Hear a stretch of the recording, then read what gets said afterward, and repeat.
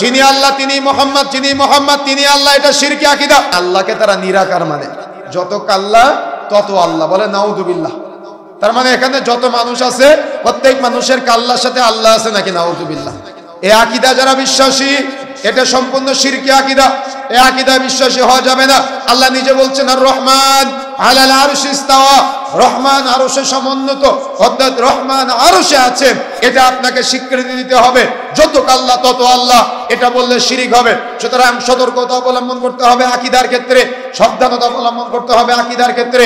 আল্লাহ অর্থাৎ রহমান তিনি আরশে আছেন, তিনি সব জায়গায় বিরাজমান নন, অর্থাৎ আল্লাহ এক, আল্লাহ অদ্বিতীয়, প্রত্যেক জনগণের মধ্যে আল্লাহ নেই। কথা কি বুঝতে পেরেছেন?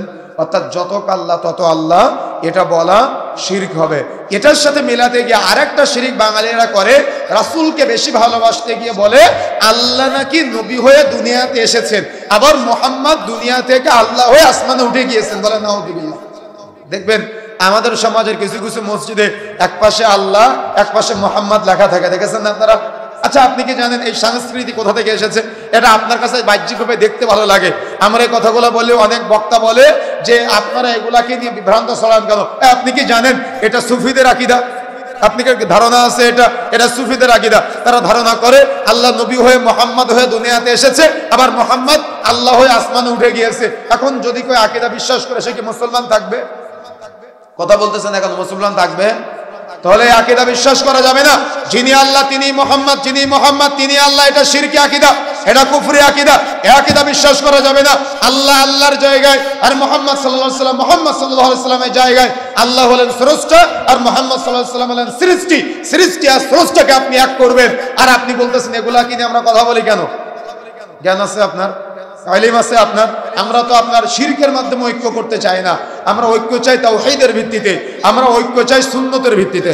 রাসূলুল্লাহ সাল্লাল্লাহু আলাইহি ওয়াসাল্লাম বলেছেন লা তাযালু তাঈফাতুন মিন উম্মতি যাহিরিনা আলাল হক, আমার উম্মতের মধ্যে সর্বদা একটি দল হকের উপরে বিজয়ী থাকবে। লা ইয়াদুরুহুম মান খাযালাহুম, তাদেরকে কেউ কোনো ক্ষতি করতে পারবে না। হাত্তা ইয়াতি আমরুল্লাহ, ইতিমধ্যে কিয়ামত চলে আসবে। ওহুম কাযালিক, তারা পূর্বে যেমন ছিল কিয়ামত পর্যন্ত ওইরূপ থাকবে। সুবহানাল্লাহ।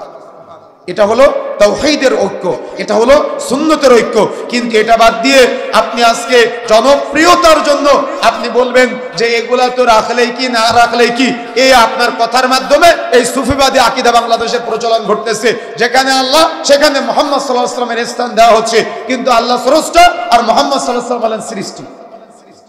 কথা কি বুঝতে পেরেছেন? কথা বুঝতে পেরেছেন? এজন্য বিবেক দিয়ে বুঝতে হবে বিষয়টা।